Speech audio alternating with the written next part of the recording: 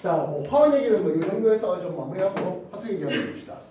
화투에 대해서 이미 우리가 여러분들이 중3 때 기체라든지 뭐 액체, 고체, 용액, 즉 상태편의 얘기는 다 해봤습니다. 그리고 이제 겨울 동안에 두 번째 반응편에서 반응 연결했고, 그리고 화학평형, 산염기평형, 산화화는 특히 화학 전지까지도 소개를 해봤었습니다. 기억을 하셔야 되는데, 그죠? 싹 까먹었어야 하시면 안타깝죠. 자, 그래서 일단 또다시 한 번 더 기체, 상태편의 기체 얘기를 한번 만들어 봅시다. 화투 얘기입니다. 실상 이 기체라는 내용은요, 학제마다 화1에서 다룰 때도 있고 화2에서 다룰 때도 있었습니다. 이미 중학교 때 다 했던 내용이에요. 기체에 대한 여러 가지 법칙들 중에서 첫 번째 뭐가 있어? 보일 법칙 있어요. 보일 법칙은 무엇이 일정할 때? 온도. 그렇지? 그래서 온도가 일정할 때 기체의 압력과 부피를 봤는데 압력과 부피가 반비례합니다라는 거예요. 이때 압력과 부피가 반비례한다. 압력 곱하기 부피가 일정해야 하는 거예요. 우리가 x축 압력과 y축 부피 이렇게 된다 해서 무조건 반비례니까 하는 거예요. 예를 들어서 6기압인데 다시 1기압인데 부피가 6리터래. 2기압이 됐더니 부피가 2리터가 됐어. 이거 반비례일까? 아니요. 아니요. 과학에서 말하는 비례는 y 꼴 ax의 그래프가 정확하게 그려져야 되고, 과학에서 말하는 반비례는 y 꼴 x분의 a가 또는 x분의 b가 되는 이런 그래프가, 그래서 이것과 요 면적이 서로 같아야 되는. 그래서 그냥 단지 압력이 높아졌다 해서 부피가 그냥 단순하게 줄어드는 게 아니라 압력 부피의 곱이 일정하게 그렇게 줄어들어야, 즉 2가 아니라 3이 되고, 그럼 3기압이 되면 2리터가 되는 이런 형태가 되어야 완벽한 반비례를 볼 수 있습니다.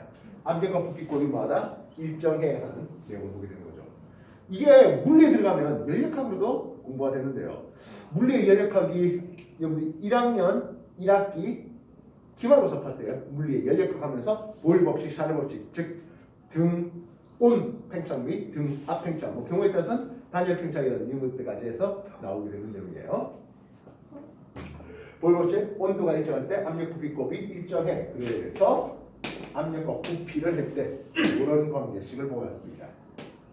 P1에 V1에 따르면 P2일 때 V2, 즉 P1 V1 이꼴 P2 V2 이렇게 되고 있습니다.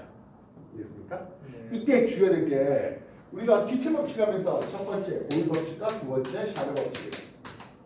그래서 이거 둘이 합한 보일 샤르 있었겠고, 세 번째 아보가드로 법칙이 있습니다.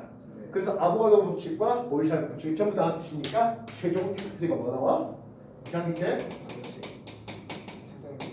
상태 방정식이 나옵니다. 아우 힘들어. 그래서 이상기체 상태 법칙 이미 공부해봤겠지만 뭐예요? P 꼴 nRT가 나오게 되는 것을 볼 수 있습니다.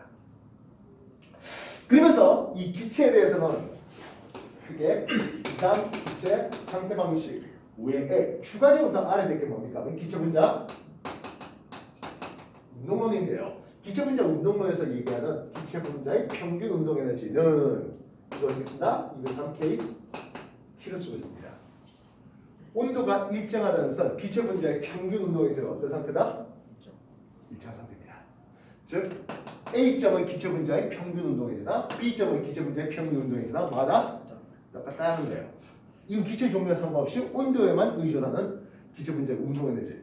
그래서 보일 법칙 온도가 일정할 때 뭐하라? 기체 분자의 운동 에너지는 똑같아야 하겠다고요. 이게 나중에 연력학 들어가면 내부 에너지가 일정해야 하는, 온도가 일정하니까 내부 에너지가 일정해야 하는 그런 내용이 나오게 됩니다. 알겠습니까? 그리고 물리에서는 X축을 부피축, Y축을 압력축을 줘서 이런 그림이 그려지게 됩니다. 왜 물리에서는 압력 부피의 위치를 바꿀까요? 연력학을 배운 적이 없습니까? 얘기했던 것 같은데 배웠을 텐데 분명히 배웠을 텐데. 당신은 동영상을 봐야 되고 당신들한테는 내가 물리에서는 압력이 중요하고 이제 뭐까지 선생님한테 내가 그 이미 중3 때 공부시켰던 내용이잖아. 이니셜에서 파이널까지 부피가 이렇게 됐을 때, 즉 등온 팽창했을 때 이 밑이 이게 뭡니까 하는 거예요. 이게 기체가 외부로 부피가 팽창하면서 기체가 한 1이에요. 그렇죠. 1 워크.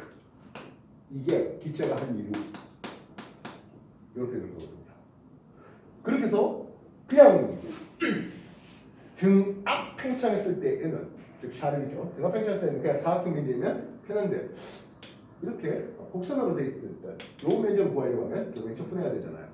적분이 x축에 대한 적분이 훨씬 더 쉽죠. y축에 대한 적분 이렇게 해서 요 면적을 구하는 것보다는 그래서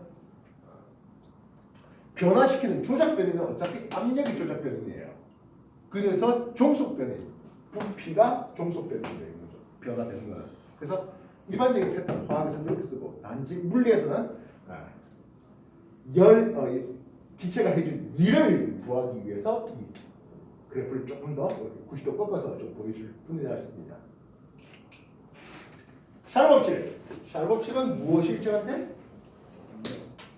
압력이 일정할 때 기체의 온도를 올리니까 부피가 증가해요. 그런데 섭씨온도에 직접 비례하는 건 아니었거든요. 0도씨, 스몰 t를 쓰면 섭씨온도가 됩니다. 0도씨의 부피를 V0로 했을 때 T도씨의 부피 T는 어떤 관계식이 얻어집니까? 하면 V0 0도씨 부피 대비 273분의 273 플러스 이 관계식이 얻어집니다. 0도씨 부피 대비 온도 1도 올라갈 때마다 0도씨 부피 273분의 20 부피가 증가하거든요. 그렇다면 100도씨하고 200도씨를 볼 때 부피가 2배 차이 날까요?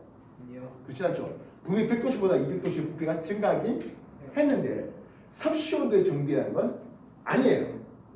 비례는 정비례만 얘기하잖아요. 그렇다면 이 온도 중에서 굉장히 특이한 온도가 있을 것 같아요. 몇 도? 마이너스 210. 그렇지. 마이너스 273도씨. 이게 굉장히 특이점 있는 온도일 것 같습니다. 마이너스 273도씨면 기체 부피가 뭐 하되? 제로가 되죠. 물론 엄밀히 말하면 그 사이에 무슨 일이 벌어집니까 하면 액화가 되버리겠죠.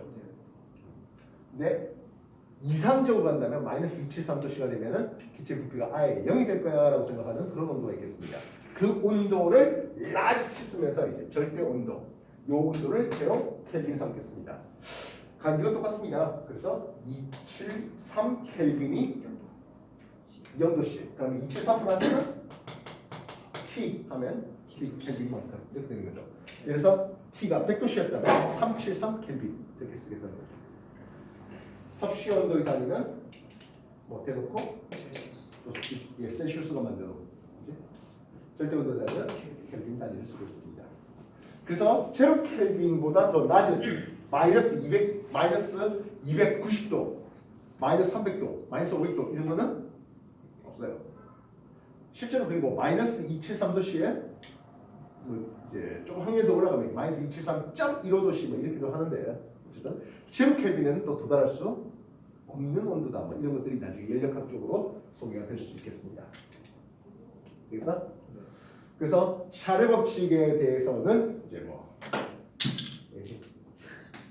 역시 부피와 압력에 대해서 이런 라인을 그리는데 이쪽 T 온 라인과 T 저온 라인에 대해서 부피 인션에서 마이너까지 이런 식으로 등 앞 팽창 얘기를 물리에서 연력학에서 뭐 하는 거죠. 뭐 그래봐야 뭐 곧이다 하겠죠.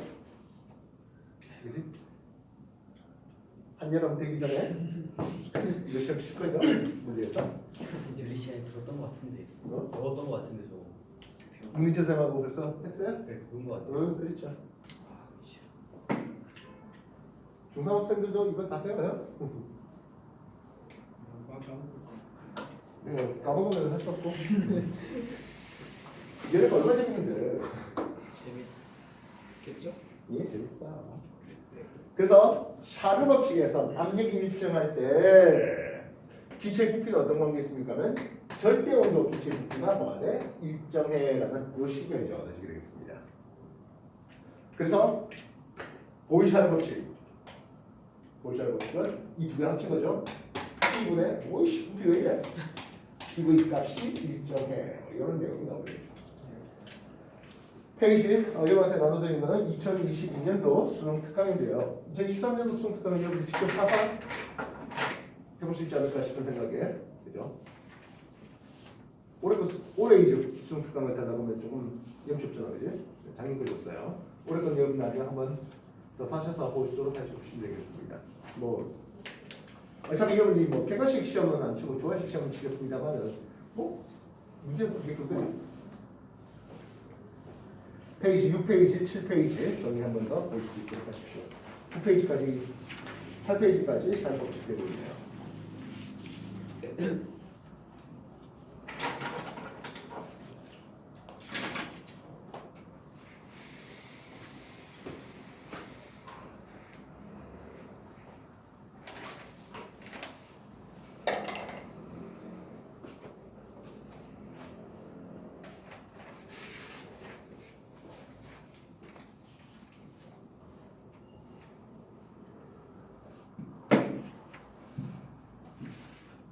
하시면 뭐 이런 것들은 또 얼마든지 물리에서 인천도 물리에서 이거 얘기를 해야 되는 거니까 1학기 기말고사에서 해야 되는 거니까 같이 퍼주시고요. 정말 재밌어요, 그죠? 그다음에 연락하기 연락하기 없었다면 아직도 우리 걸어 다녀야 돼요. 말 타고 다니거나. 연료관 통해서 뭐가 만드십니까? 열기관이 있을 거 아니에요? 열기관, 증기관, 어떤 가솔린기관 다 연력하기 기본돼야 돼요.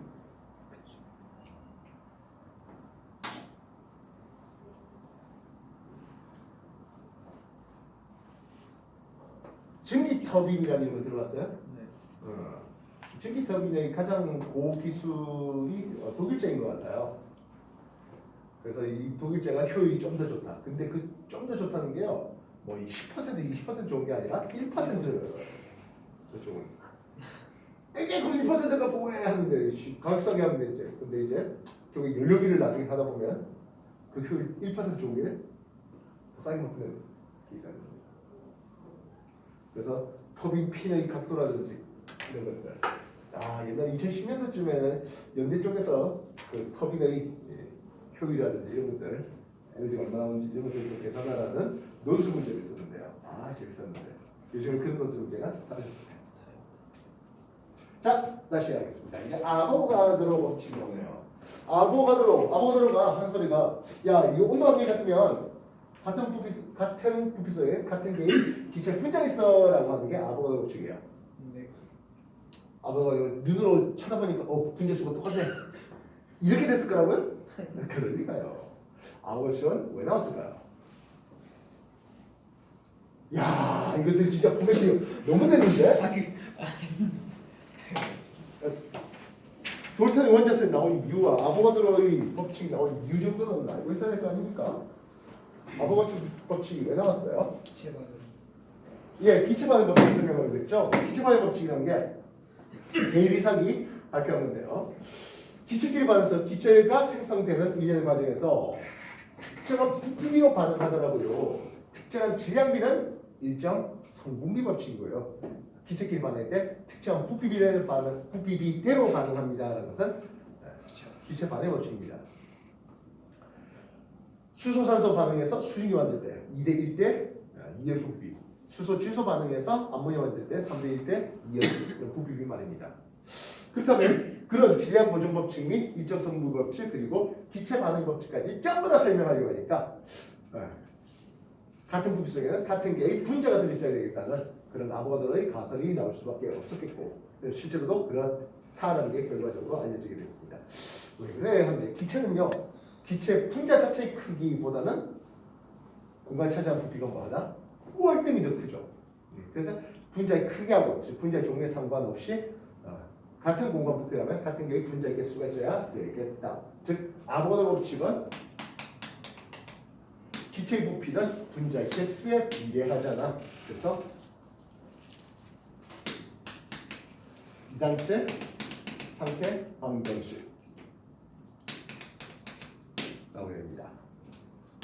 T분의 PV가 일정한데 기체의 부피하고 분자의 개수가 비례하더라고요. 그래서 상수 K가 아니라 그냥 기체 상수 R을 넣어봤습니다. 그래서 나온 게 뭐다? PV 이꼴 R T라는 거. 그래서 보일 법칙은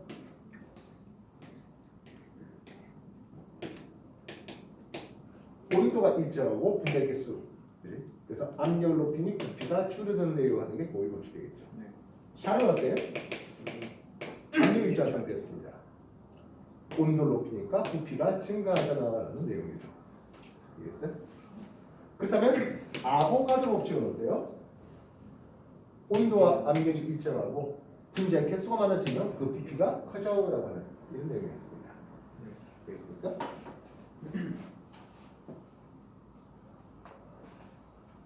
물리에서는 등적 가열이 있었습니다. 화학에서도 이제 강철 용기에서 하면서 부피가 변하지 않는 뭐 그런 내용이 소개됩니다. 부피가 변하지 않는데요. 분자의 개수는 일정하대요. 온도를 올리면 어떤 일이 벌어진다? 압력이 높아지잖아 하겠다고요. 됐습니까?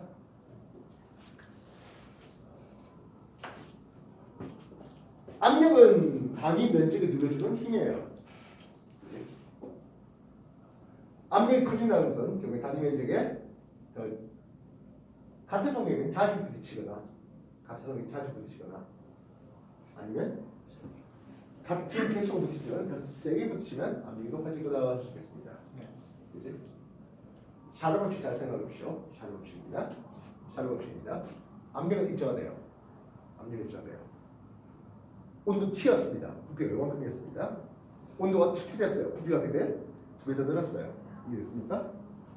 T일 때, 2T일 때 압력은 똑같습니다. T일 때 부피, 2T일 때 2V 부피 됩니다. 온도가 높아지니까 잘 생각해. 용기벽에 단위 시간당, 단위 면적당 충돌하는 기체 분자 수는 증가한다, 그대로다, 감소한다. 수중하겠죠. 온도가 단위 올라가죠. 면적, 단위 면적이요? 네, 단위 시간당 단위 면적에 충돌하는 기체 분자 수는 증가, 일정, 감소. 수중하죠. 이기한 잘못 생각하면 증가한다 생각할 수 있습니다. 온도가 올라가니까 속도가 빠르잖아. 그런데 말입니다. 압력이 똑같았잖아. 압력이 똑같으면 단위 시간당 단위 면적에 똑같은 압력을 얘기하게 돼요. 근데 온도가 T일 때 이렇게 두드렸다면 2T 때는 더 세게 두드려요. 더 세게 해요. 근데 똑같은 압력이에요. 자주 부딪혀야 되겠다고요? 아니요. 예, 부딪혀야 되죠. 이게 학생이 가장 많이 낚이는 부분이에요. 예, 공부 한번 설명이 낚였죠? 근데 있잖아요. 사실 예? 이 얘기를 내가 상대에서 했어 안 했어? 근데 저 그때 틀렸는데 기억이 났습니다. 당신 이러면 동영상 아직 한 번도 안 보고 그냥 올라오거든요. 됐어요?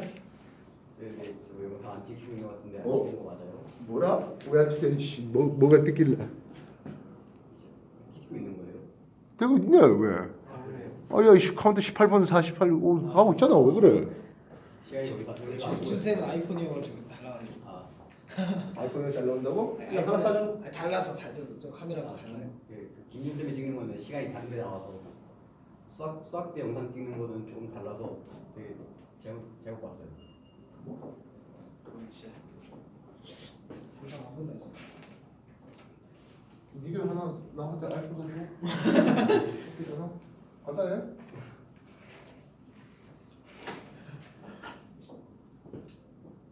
나는 뭐 근육 시험 왔어. 저편도 딸 쓰던 거 물려받았어. 얘가 옆으로 쓴다. 말은 말이지. 그래서 이상기체 상대 방식 P가 이꼴 NRT인데요. 자 이때 P V 이꼴 N R T 했잖아, 그지? 화원에서 내가 제일 강조했던 화원에서 가장 중요한 공식 뭐였어? 얘는 면적 올리고. 그렇지. 분자의 개수는 질량을 분자를 나누는 거다, 그지? N 대신에 뭐 쓸까? 분자량, 웨이트, 질량 이렇게 하면 써봤습니다. 되겠습니까? 그러면 M 기체의 분자량은 해버리면 다 넘기면 PV분의 W RT 되겠습니다. 이게 뭐게? 밀도. 그렇지. 부피분의 질량이니까 밀도예요. B분의 density RT 이렇게 쓰고 있습니다. 뭐가? 분자량 말입니다. 그래서 이상식 상태 방정식에서 유도된 또 다른 식인데요. 기체 밀도 D는 하겠습니다. D는 빼고 다 넘기면 RT분의 PM 됩니다. 오늘 여러분한테 한 세 줄 요약 가능하다 했잖아요. 세 줄 요약으로 이상기체 상태 방식 V 이꼴 NRT를 쓰면서 여기서 유래된 식 하나가 기체 밀도 D면 RT분의 PM 요거 쓰겠습니다. 이게 오늘 첫 번째 부분이고 뭐 이미 소개했지만 기체 분자 운동권에서 기체 분자 운동에서는 2분 3 KT 요것도 이제 두 번 되겠습니다. 그래서 화원에서 소개할 때는 온도 압력이 많다면 일정하다면 기체의 밀도 D는 그 분자량에 비례하잖아. 요 얘기가 나오는데요. 꼭 온도 압력을 같다라고 전제 조건 할 필요는 없죠. 서로 다른 온도 및 다른 압력이 있다 하더라도 분자량만 한다면 뭐가 돼? 기체 밀도 비례할 수 있겠고 뭐 어쨌든 온도 압력 그리고 분자량과 그리고 기체 밀도 뭐 중에 하나라도 하나가 빠지면 나머지 것들도 비례해서 만들 수 있을 겁니다. P 이꼴 NRT에서 U-시 밀도 D는 RT분의 PM 이것 하나 기억해 주십사 하겠다고요. 오케이? 정리해 주십시오.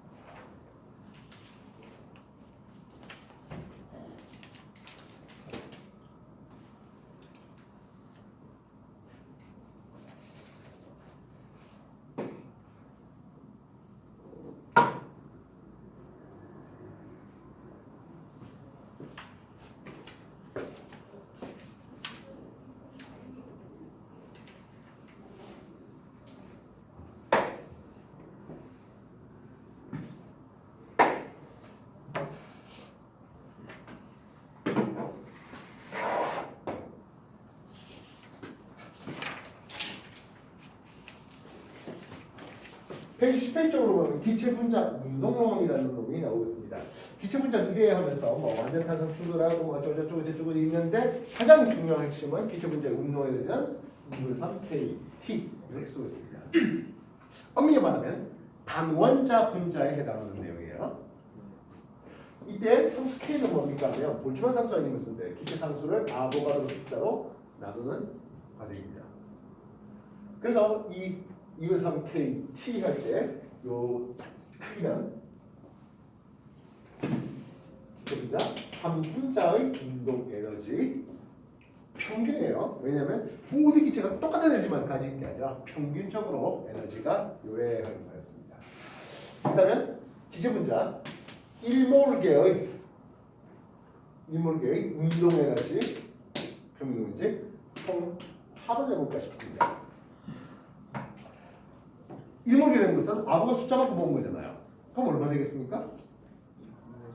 2분의 3 RT 되겠죠. 그러면 N몰계의 운동에너지 합을 내봤습니다. 2분의 3 NRT를 쓸 수 있습니다. 물리에서는 이걸 뭐라 부를까요? 이걸 내부 에너지로 쓰고 있습니다. 연력학에서 이걸 내부 에너지로 씁니다.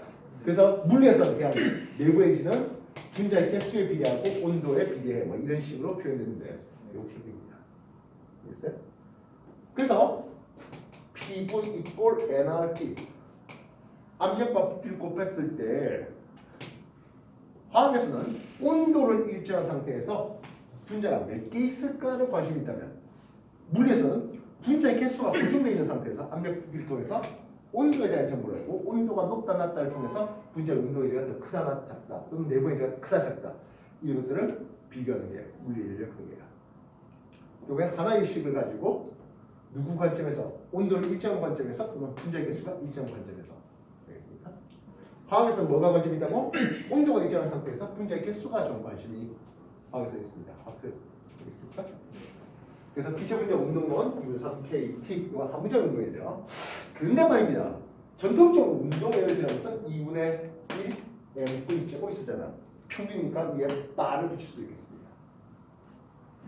그래서 평균 분자의 속력은 어디에 비례하겠습니까? 하는 거예요. 넘기면 되는 거죠.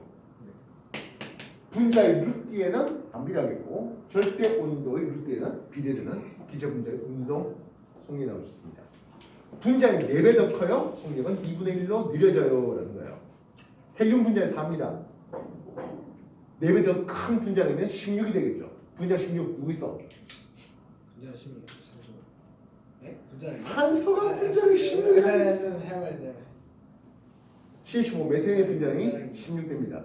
그러면 헬륨 음질 속도보다 절반이 되겠죠. 16보다 4배 더 무거워요. 분자는 64예요. 64짜리 대표적인 놈이 누구?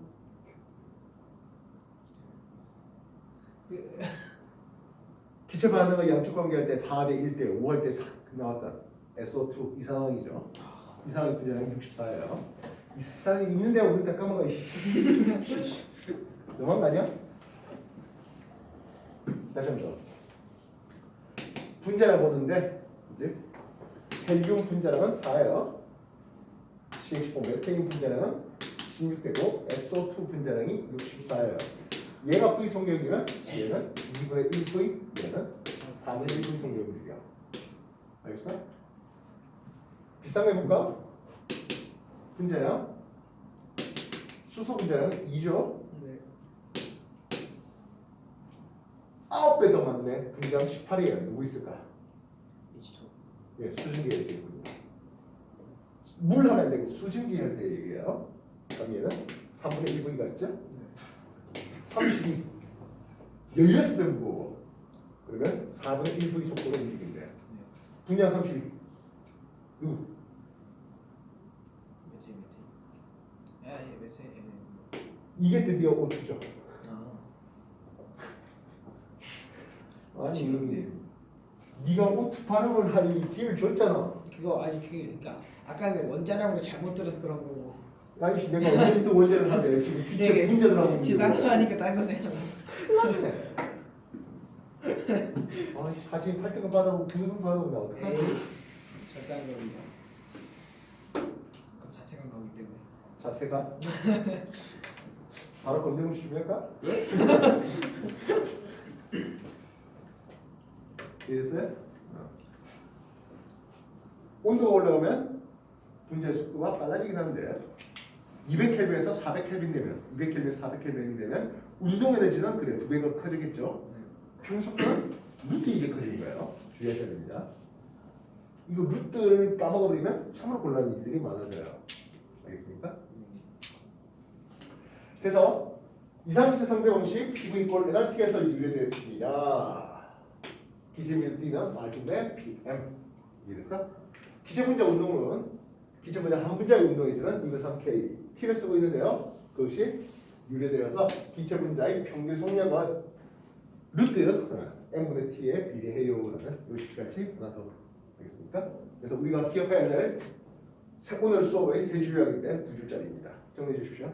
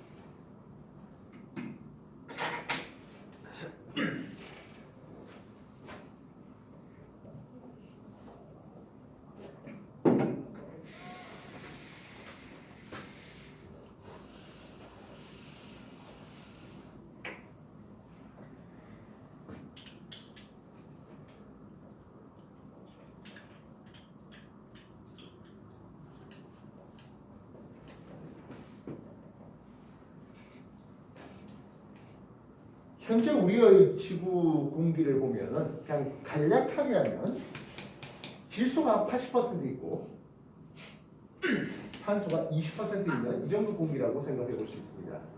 쌤 질소 78에 산소 21%인데요. 뭐 그러지 말고 질소가 한 80%, 산소가 한 20% 있습니다. 그렇게 해서 지면상에서는 1기압이라고 표현되고 있습니다. 되겠습니까? 그렇다면 질소만 모았을 때 산소를 싹 빼고 질소만 모아버리면 어떻게 되겠습니까? 하는데요. 이건 0.8기압. 산소만 싹 모아서 같은 부피에 놨으면 여기는 0.2기압이 됩니다. 되겠어요? 네. 요 공간 안에 있던 모든 질소를 제거하고 산소만 채우면 산소가 이 공간을 전부 다 차지하면서 0.2기압이 될 겁니다. 마찬가지 산소를 제거하고 질소만 모으면 그래서 이런 것들 각각을 부분압이라는 얘기를 씁니다. 됐어요? 이 공기를 압축을 시켰어요. 그래서 전체 2기압으로 만들었습니다. 전체 2기압으로 만들었습니다. 근데 어차피 질소하고 산소의 비율이 달라질 건 없거든요. 그럼 질소만의 부분압은 얼마나 나올까 하면 1.6기압으로 나올 겁니다. 산소만의 부분압은 얼마나 나옵니까? 0.4기압이 될 겁니다. 즉, 이 공간 부피 V를 2분의 1 V로 만들면서 전체 압력이 올라가면 전체 각각의 기체의 부분압도 당연히 올라갈 것이겠습니다. 오늘 여러분한테 추가로 더 할 게 뭡니까 하면 세 번째인데요. 기체의 부분압에 대한 내용입니다. 특정 기체의 부분압은 하는 거예요. 특정 기체의 부분압은 하겠습니다.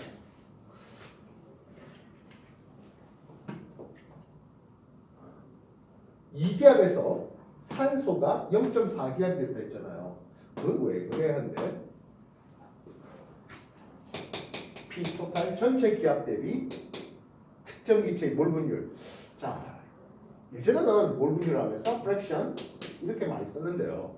요즘에는 이렇게 쓰고 있습니다. 정말 나는 마음에 안 들어요. 제발 학교생 중에 내 마음같이 프랙션 이렇게 F 써주는 선생님이 나왔으면 참으로 좋겠는데 아니면 몰 분율은 무엇입니까? 네요. 당연히도 전체 분자의 개수에 대한 N 토탈 전체 분자의 개수에 대한 특정 기체의 분자의 개수의 비율을 우리는 몰 분율이라고 합니다. 그래서 기체의 분압이라는 뜻은 P 토탈 전체 압력에 대한 이걸 뭐라 부른다고? 몰 분율이라고 한다고. 즉 질소가 80%에 산소가 20%, 8N개의 N2가 있고 2N개의 O2가 있다면 질소의 몰 분율은 0.8, 산소의 몰 분율이 0.2 이렇게 쓰는 형식이 되겠다는 거예요. 이해됐습니까? 그래서 분압에 대한 내용입니다. 그렇다면 분압들을 총합내면 P 토탈 나오겠죠. 몰 분율의 총합을 내면 1 나올 것이겠습니다. 뭐 별거 아닌 내용이죠. 이해됐어요? 모든 기체의 몰 분율을 합하면 당연히 1 나와야 되겠고, 그치? 모든 기체의 분압들을 다 통하면 나온 것을 볼 수 있습니다. 정리해 주십시오.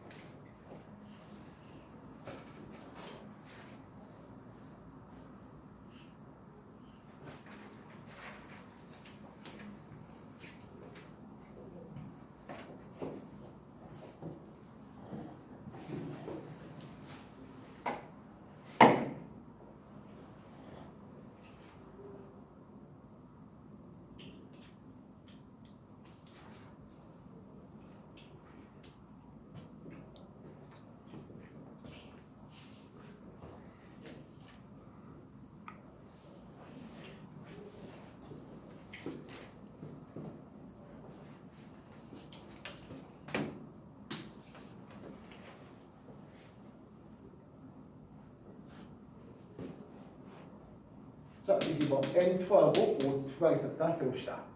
알겠습니까? 여기 P1과 V1의 부피, 온도는 일정 폐요 하고 있습니다. P2의 V2, 온도는 일정 폐요라고 하고 있습니다. 알겠습니까? 그렇다면 PV 이퀄 NRT를 통해서 N 질소의 개수는 얼마 되겠습니까? 한데요. PV 이퀄 NRT R분의 P1 V1만큼 있습니다. N 산소의 개수는 R분의 B2V2 V2만큼 있는 거죠. 이렇게 된 상태에서 코를 열어서 섞었답니다. 가능하지 않았고요. 섞은 뒤에는 이들이 충분히 섞은 뒤에는 P 토탈은 어떻게 될 것 같아? 하는 거야. PV 이퀄 NRT V 토탈에 대한 그지? N 토탈의 RT 이렇게 쓸 수 있겠죠? PV 이퀄 NRT. 근데 V 토탈은 여기 연결관의 부피는 무시한다 그랬을 때 V1과 V2 합이죠. N 토탈 어떻게 씁니까? 뽀뽀는 집어넣는데 이 둘의 합이 N 토탈 되겠습니다. N 토탈의 RT 하니까 RT가 사라지면서 P1, V1 플러스 V2, V2 이런 과정을 쓰게 됩니다. 알겠습니까? 이때 특정 기체 즉 P 질소만의 구분함은 어떻게 쓸래 하는 거예요. 뭐 보다시피 산소를 제외하면 되는 거잖아. 그래서 요게 전체 부피에 대한 질소의 개수에 대한 되겠습니까? 엄밀히 원래 따지자면 P 토탈에 대한 어떻게 쓴다고? 몰 분율, 질소의 몰 분율 이렇게 들어가야 될 거 아닙니까? P 토탈은 V1 플러스 V2에 P1 V1 플러스 P2 V2 썼습니다. 질소의 몰 분율은 이 전체 개수에 대한 질소의 개수 들어간 거죠. 결국에 P1 V1 플러스 P2 V2 이게 전체 개수에 대한 질소의 개수니까 P1 V1 되는데 쓱 지워지겠다는 거죠. 그래서 이거예요. 됐어요? 근데 생각해보면 너무나 간단한 거예요. 바로 보일 법칙이 확실해요.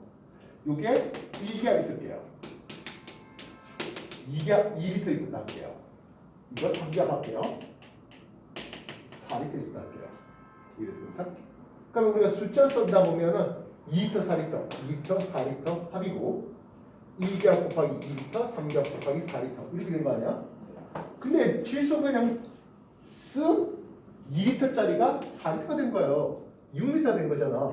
그치? 보일 법칙을 확장이랬잖아. 보일 법칙 1기압이고 2리터였는데 나중에 되니까 2리터, 4리터 합해서 6리터가 돼버렸잖아 하는 거예요. 얼마가 될까요? 3분의 1기압이 되겠죠. 부피가 2리터 부피가 합해서 6리터가 된 거니까 3분의 1기압이 된 거예요.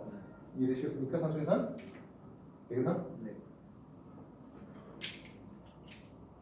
3분의 1 맞잖아. 3분의 1 맞잖아. 그치? 그래서 이렇게 플라스크 두 개를 연결해 놓고 반응하지 않는 기체들을 섞었을 때 이런 얘기들이 소개될 수 있겠다는 거예요. 여기까지는 일반계 고등학교 애들이 배우는 내용입니다. 정리해 주십시오.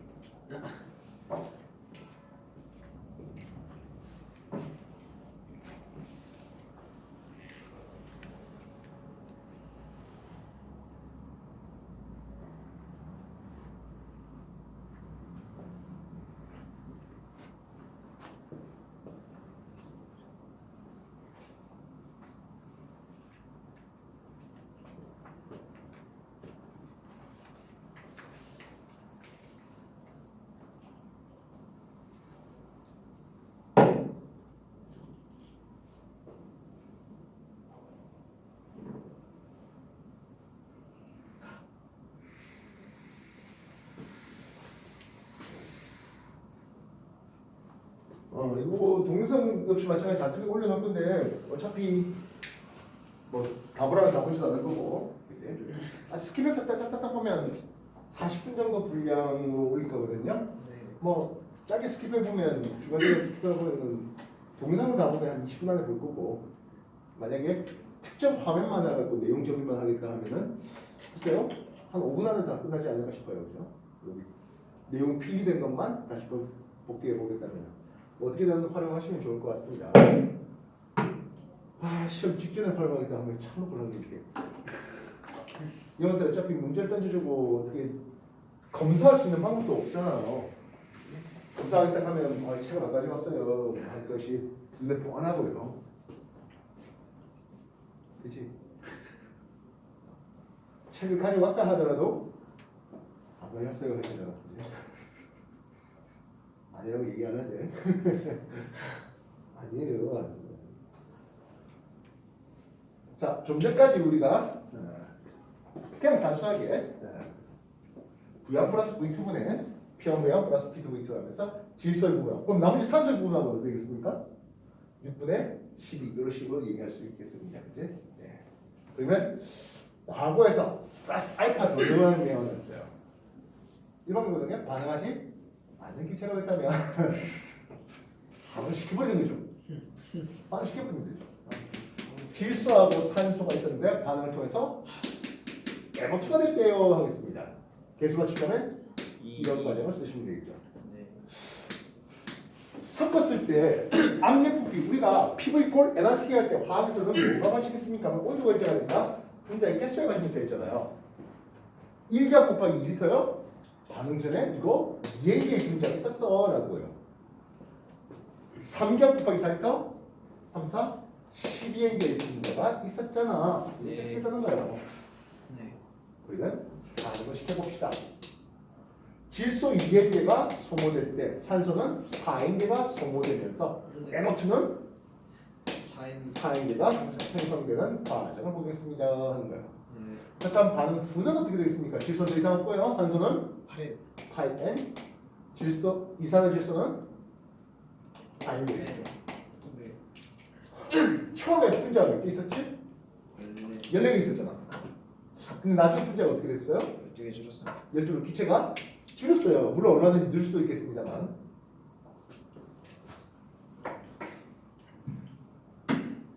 우리가 2, 4, 6분의 14기압이 단순하게 섞었을 때 얘기잖아. 근데 이건 반응 전이거든요. 한 반응 후에 어떻게 되겠습니까? 하는 거야. 14개의 분자에다가 12개의 분자 수가 줄어들었어요. PV 꼴 NRT에서 분자 수가 줄면 부피가 바뀔 거 없으니까 압력도 줄어들 거예요. 14개 있다가 12개 됩니다. 아까 6분의 14기압이라는 전체 기압이 있었는데 P 토탈 있었는데 분자 개수의 변화율을 곱해볼게요. 14개 있다가 12개 되면 분자 개수 변화율이요. 그럼 6분의 12 기압이 되겠다는 거야. 이해됐어요? 약분하지 않고 놔둔 이유는 또 다른 질문이 있겠네요. 그렇다면 남아있는 산소만의 부분합은 얼마니? 하는 질문이죠. P. 남아있는 산소만의 부분합. 반응된 산소만의 부분합은 그래 6분의 12기압이었는데 이것도 똑같아요. 어떻게 쓸까? P 토탈 대비 프랙션 몰 분율, 산소만의 몰 분율 하면 되는 거예요. 네네. 만약 생성된 NO2의 부분하면 NO2 넣으면 되는 거예요. 네. 알겠습니까? P 토탈은 6분의 12기압이 됐잖아. 곱하기 제시 남아있는 산소는 12개 중에 3분의 2. 8개의 비율이에요. 3분의 2. 약분을 안 한 이유를 얘기하는 거예요. 12개 중에 8개 남아있는 비율이에요. 12를 슥슥 지울 수 있게. 약분하지 말고 이렇게 놔둔 이유 이해됐습니까? 네. 그래서 최종적으로 6분의 8경. 이제 나중에 최종적으로 약분해 주시면 됩니다. 만약 NO2의 부분합을 해달라면 12개 중에 4개를 집어넣으면 끝날 일이라는 거죠. 네. 이 기체 반응 양쪽 관계 문제는 그 화원에서 우리 제일 귀찮고 어렵다 했던 그 얘기하고 또 넘어가는 거예요. 반응 전에 몇 개 있어? 얼마 전에 반응하니까 반응 후에 얼마 되는 거죠. 이거 패턴 또 화평할 또 패턴과 똑같잖아요. 실제로는 이게 정반응만 일어날까요? 아니요. 역반응도 일어나요. 근데 화원적인 수준에서 어떻게 한다고요? 전부 다 간다면 하는 거죠. 화투에서 이런 기체 반응 이런 게 들어갈 때는 전부 다 한쪽이 다 반응하는 걸로 이제 얘기를 해서 문제가 나오게 되겠다는 거죠. 이해됐습니까? 그래서 오늘 공부 2요약이었습니다. 세 번째네요. 부분합 P토탈은 하겠습니다. 이제 P토탈에 대해서 분자의 개수 뭘 분기를 곱하면 뭐가 나온다? 기체의 부분합이 나오잖아 라고요. 만약 혼합 기체의 부분합, 혼합 기체의 P토탈은 하면 V1 플러스 V2에 P1 V1 플러스 P2 V2 이렇게 쓸 수가 있겠고, 그리고 각 특정 기체의 부분합을 한다면 이게 A 기체의 부분합, 나머지가 B 기체의 부분합 이런 식으로 표현될 수 있다는 거예요. 이해됐어요? 제발 반응을 시키지 않는 범위까지만 좀 화투에서 좀 나와줬으면, 진산에서 나와줬으면 좋겠으나 글쎄요. 어쨌든 별거 없지 않아요? 반응의 시킬 수만 있다면, P1, V1 통해서 분자의 개수에 대한 정보를 알아낼 수 있다면, 그죠? 옛날에 더 심했어요. 이건 온도가 일정화됐잖아. 여기는 300K 이쪽은